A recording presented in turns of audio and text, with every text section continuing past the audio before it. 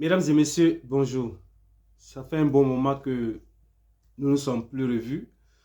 Et ce matin, d'abord, d'entrée, je souhaite bonne fête de Ramadan et à tous les musulmans. Que le Seigneur vous accorde toutes les grâces afférentes à ce temps de jeûne que vous avez fait, ces 30 jours de jeûne.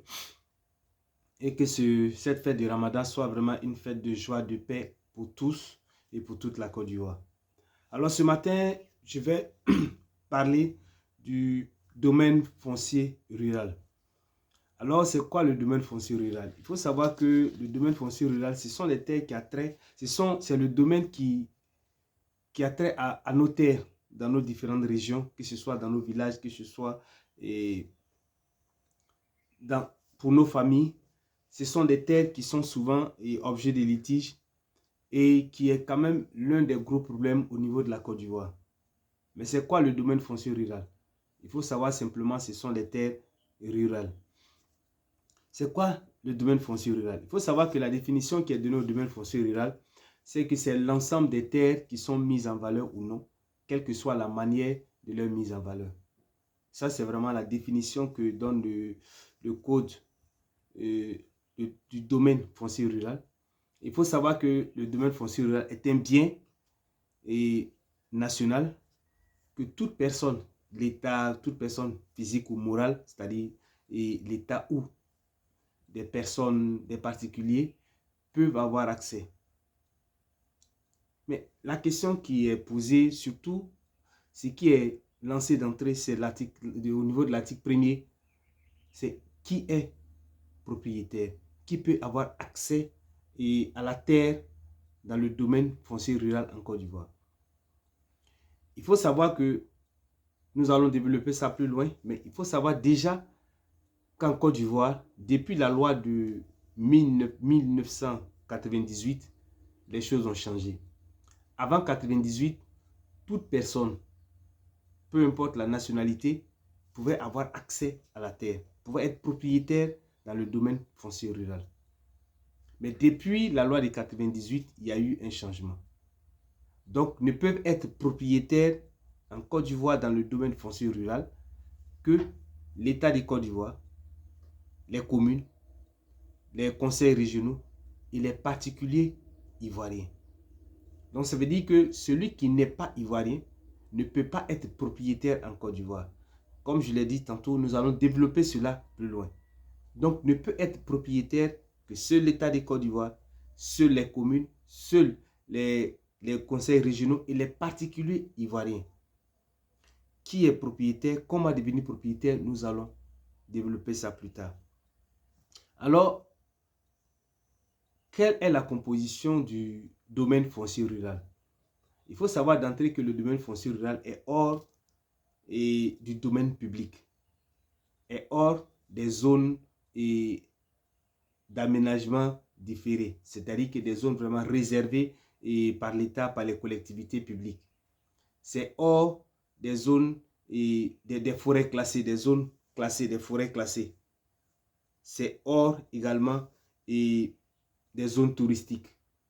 Donc le domaine foncier rural, il faut voir que ce sont des domaines qui sont hors des collectivités, hors du domaine public, hors des périmètres urbains, c'est-à-dire hors des villes, qui est hors du domaine foncier classé et qui est hors du domaine touristique. Alors, qu'est-ce qui compose le domaine foncier rural? Il faut savoir qu'on le dit à titre permanent, c'est-à-dire de manière définitive. Nous avons les terres qui appartiennent à l'État. Il faut savoir qu'il y a des terres qui appartiennent à l'État. Même si on dit toutes les terres appartiennent à l'État, il y a des terres qui sont des terres qui appartiennent véritablement à l'État. Il y a des terres des communes, des collectivités et des conseils régionaux. Il y a des terres des particuliers qui ont des titres fonciers et il y a des terres sans maître. C'est quoi les terres sans maître? Nous y reviendrons, mais il faut savoir que les terres sans maître, c'est les terres qui n'ont pas de maître, si je peux dire ainsi. Mais ce sont des terres qui n'ont pas été immatriculées, qui n'ont pas de titre foncier, qui sont là, personne n'y travaille. Ce sont des terres qui sont laissées. Et d'où les terres où les délais accordés pour faire l'immatriculation sont passés. Donc, du coup, ce sont des terres qui sont considérées comme des terres 100 mètres qui reviennent dans le domaine de l'État. À titre transitoire, le domaine foncier, à titre transitoire, c'est-à-dire qu'à titre provisoire, à titre qui peut changer, nous avons les terres du domaine coutumier, les terres du domaine concédées par l'État à des collectivités ou à des particuliers. Quand on dit l'État concède, c'est-à-dire que ce sont des terres qui appartiennent à l'État et l'État décide de donner ces terres-là, céder ces terres-là à des particuliers ou à des communes. Donc, voici ce qui compose le domaine foncier rural. On a à titre permanent, c'est-à-dire de façon définitive, on a les terres qui appartiennent à l'État, on a les terres qui appartiennent aux communes, on a les terres qui appartiennent aux conseils régionaux, on a des terres qui appartiennent aux particuliers et on a des terres 100 mètres. Il faut savoir que déjà les terres qui appartiennent à l'État, qui appartiennent aux particuliers, qui appartiennent aux conseils régionaux ou aux communes, ce sont des personnes, des terres dont les gens disposent des titres fonciers. Et les terres 100 mètres, ce sont les terres vraiment qui ne sont pas immatriculées, qui sont là et qui reviennent à l'État. Donc personne n'y est là et l'État peut se faire propriétaire de ces terres suite à une procédure. Et à titre transitoire, à titre provisoire et à titre qui peut changer, on a les terres du domaine coutumier, c'est-à-dire de nos villages. On a les terres concédées par l'État, où l'État décide de donner une partie des terres qui lui revient. Alors, on a dans le domaine foncier là ce qu'on appelle le domaine foncier coutumier. Le domaine foncier coutumier, c'est l'ensemble des terres sur lesquelles s'exercent des droits coutumiers, conformément à nos traditions. C'est-à-dire que ce sont les terres de nos villages, ce sont les terres de nos parents, nos grands-parents qui sont là. Ce sont ces terres-là qui constituent le domaine foncier coutumier. Et donc ces terres-là, ce sont des droits coutumiers qui s'exercent sur ces terres. Comme on le dit, on va consolider ces droits coutumiers plus tard.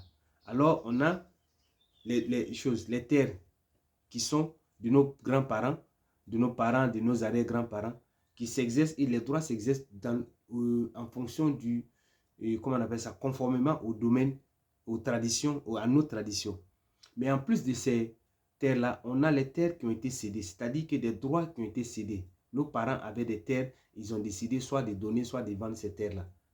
Et donc, ce sont ces deux catégories de terres qui sont dans le domaine coutumier foncier et dans le domaine foncier coutumier. Et donc, il faut savoir que le domaine foncier rural, pour récapituler pour vous, est d'abord constitué de deux. On va parler du domaine foncier rural et du domaine foncier coutumier. Et le domaine foncier rural, bien que ce soit vraiment l'ensemble, on peut retrouver dans ce domaine-là que ce sont les terres qui appartiennent à l'État, les terres qui appartiennent aux collectivités publiques, c'est-à-dire aux communes, aux communes, aux conseils régionaux, aux différentes structures de l'État. Et ce sont les terres des particuliers immatriculés, c'est-à-dire qui ont des titres fonciers, et les terres 100 mètres. On a, ça c'est à titre permanent, de façon définitive, et à titre transitoire, à titre qui peut passer, on a les terres du domaine coutumier, on a les terres des domaines concédés par l'État. Il faut savoir que le domaine coutumier, le domaine foncier coutumier, c'est l'ensemble des terres qui appartiennent à nos villages, à nos parents, à nos grands-parents, conformément aux traditions, et aussi l'ensemble des terres qui ont été données ou vendues par nos parents dans les villages à des personnes, à des particuliers ou à des choses, comment on appelle ça, à des particuliers ou à la commune ou au conseil régional. Merci de m'avoir écouté. J'espère que cette première vidéo concernant le domaine foncier rural va vous intéresser. Et comme je l'ai dit, vous pouvez toujours nous contacter à tout moment au 05 et au 07 79 68 20 63, appel direct, ou au 01 71 53 22 45 qui est le WhatsApp. Merci de m'avoir écouté et une fois de plus, excellente fête de Ramadan à nos frères musulmans. Merci.